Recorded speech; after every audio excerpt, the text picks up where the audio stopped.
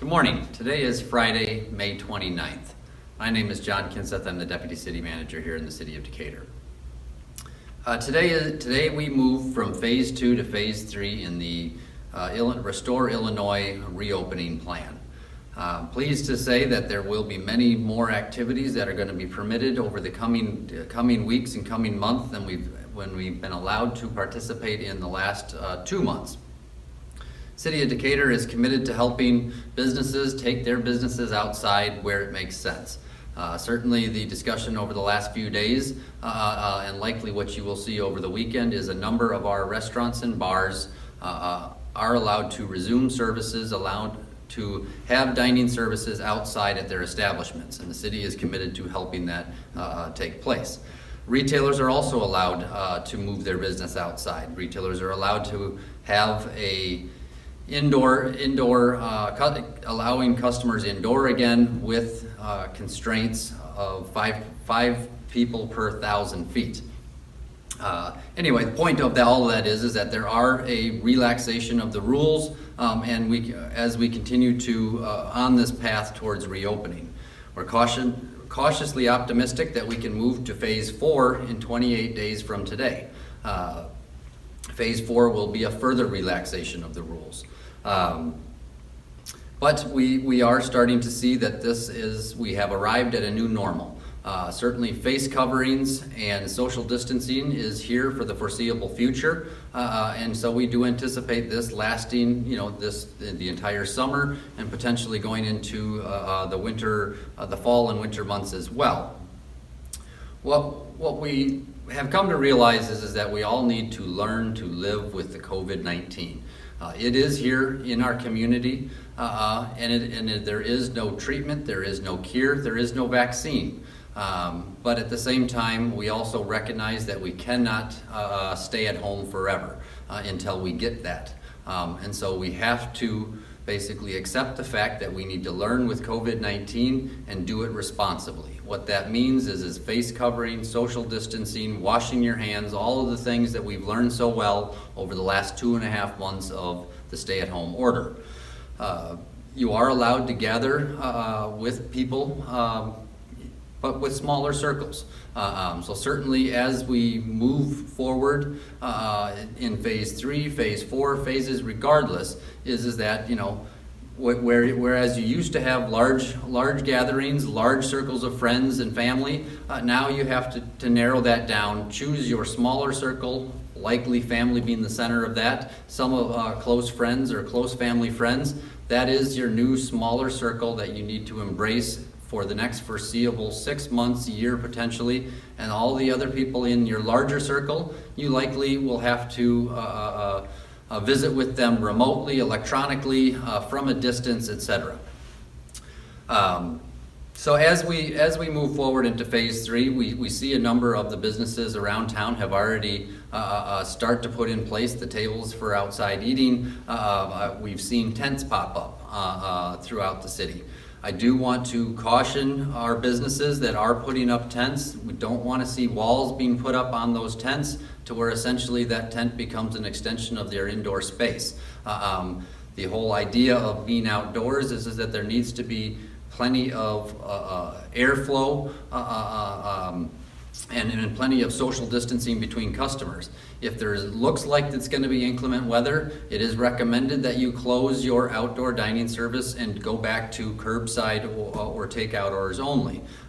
If we have hundreds of people huddled underneath of a tent, a beer tent style arrangement, we might as well be inside, and we really aren't getting the benefit of the outdoors, which is the intention of the phase that we're currently in. The city is here, as I said, committed to helping you. So if you have questions, please contact city staff. Go on our website. You can find all of that information. We are here to help you for those that need some type of assistance, those that want to use public property for part of their expansion outdoors, or if you're a private property and you have questions, please feel free, give us a call. We'll help you through it. One of the additional things I want to talk about is church service. Yesterday, the governor announced a relaxation or provided further guidance on the religious services and what they are allowed to do. Bottom line is that remote services and drive-in services are still the recommended approach.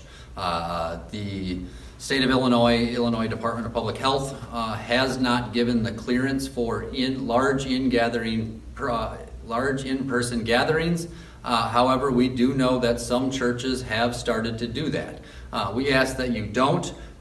We ask that you respect and follow the 10-person guideline, no more than 10 people, with smaller services, smaller groups, more frequently perhaps.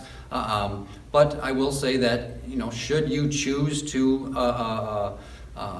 go beyond the 10-person and want to bring back large numbers of your congregation together, please do it responsibly. Have some capacity restrictions, whether it's 25% of your original capacity limits, or limiting the group, the size of your congregation at one time to 100 or less, and slowly, gradually, you can ratchet it up from there. But certainly you want the ability to have a practice or a trial and error type methodology to your reopening of the church.